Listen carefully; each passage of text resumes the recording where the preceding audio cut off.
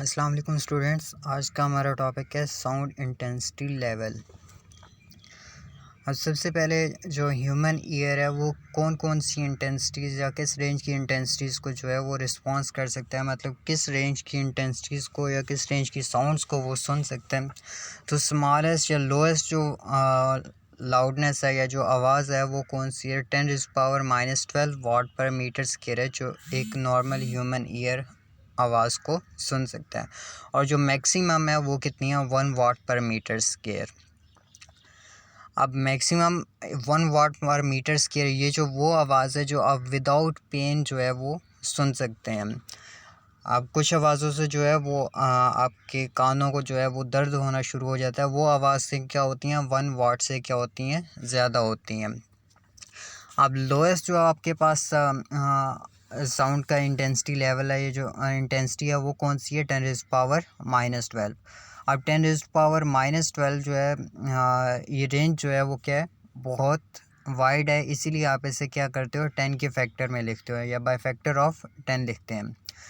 अब इस 10⁻⁻12 को आप एज अ रेफरेंस के तौर पर भी इस्तेमाल करते हैं।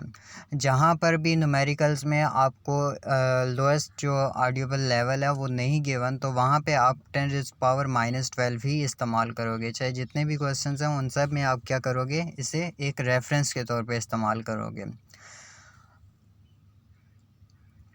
अब जिसे क्या कहते हैं, इस रेफरेंस को आप क्या कहते हैं, ज़ीरो बेल भी कहते हैं। बेल जो है वो साइंटिस्ट के नेम पे इसका जो है वो नाम रखा गया।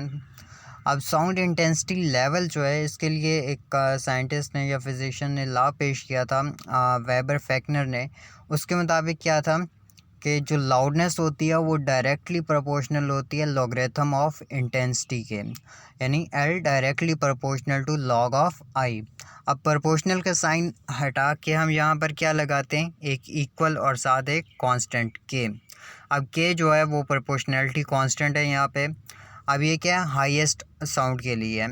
उसके बाद लोएस्ट साउंड के लिए क्या हो जाएगा, एल की जगह क्या इस्तेमाल कर लेते हैं यहाँ पे, एल नॉट, और आई की जगह क्या इस्तेमाल कर लेंगे, आई नॉट। तो एल नॉट उसी तरह directly proportional to log of I nought, proportional का साइन हटा के हम क्या लगाएंगे, के, और लॉग ऑफ आई नॉट आ जाएगा।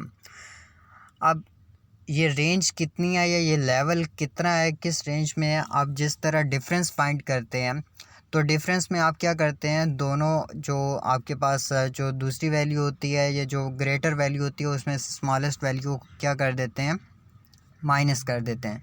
तो यहाँ पर जो ग्रेटर वैल्यू है वो कौन सी, इक्वेशन 11.1 है, L is equals to K log of आई। तो इन दोनों को हम क्या करते हैं, सब्ट्रैक्ट करते हैं। क्या आ जाएगा, L माइनस एल नॉट के लॉग ऑफ आई माइनस के लॉग ऑफ आई नॉट। अब के दोनों में कॉमन है तो कॉमन ले लिया, क्या आ जाएगा, के कॉमन आ गया, log of I minus log of I not. अब मैथ में आप लोगों ने पढ़ा था, अगर दो लॉग माइनस हो रहे हो तो उसे आप किस फॉर्म में लिख सकते हैं, डिवाइड की फॉर्म में।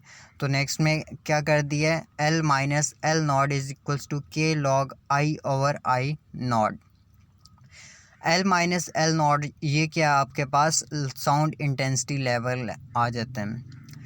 अब साउंड इंटेंसिटी लेवल का जो यूनिट है वो क्या है, बेल।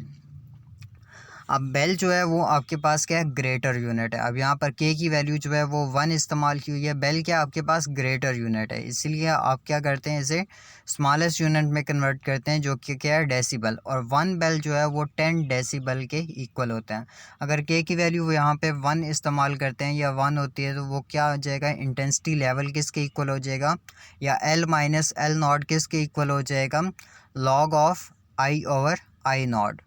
अब बेल में ये सिर्फ किस में होगा, बेल में। अगर आपने डेसिबल में फाइंड करना है तो क्या आ जाएगा, इंटेंसिटी लेवल किसके इक्वल हो जाएगा, 10 log I over I not. आगे क्या आ जाएगा, यूनिट डेसिबल।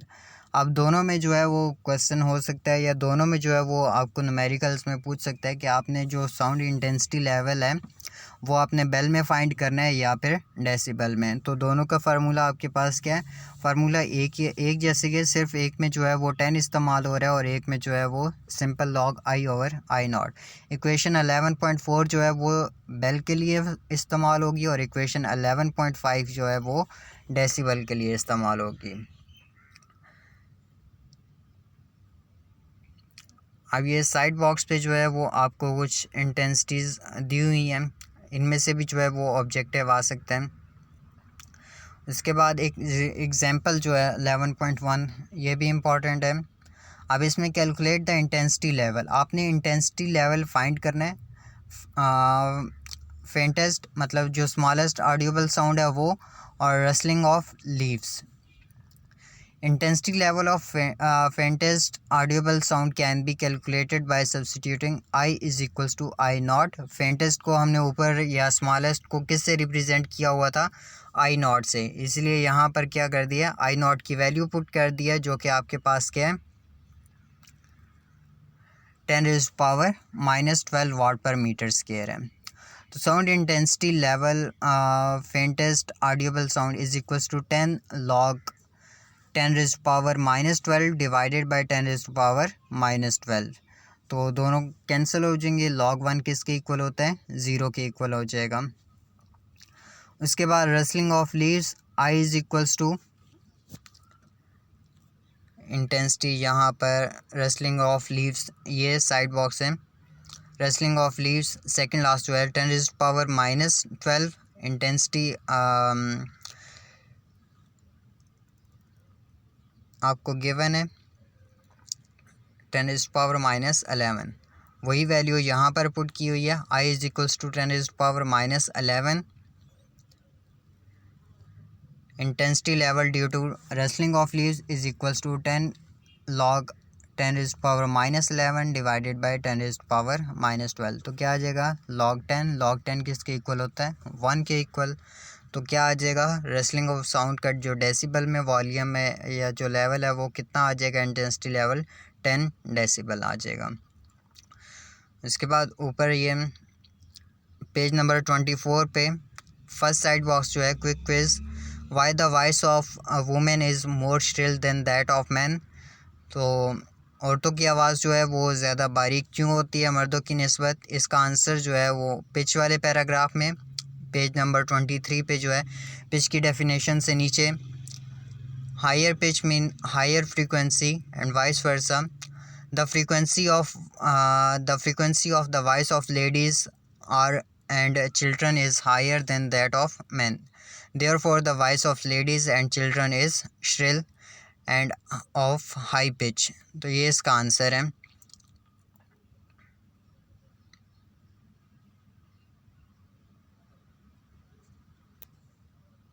उसके बाद नेक्स्ट जो है वो रिफ्लेक्शन या इको ऑफ साउंड आ जाएगा, वो हम नेक्स्ट टॉपिक में या नेक्स्ट लेक्चर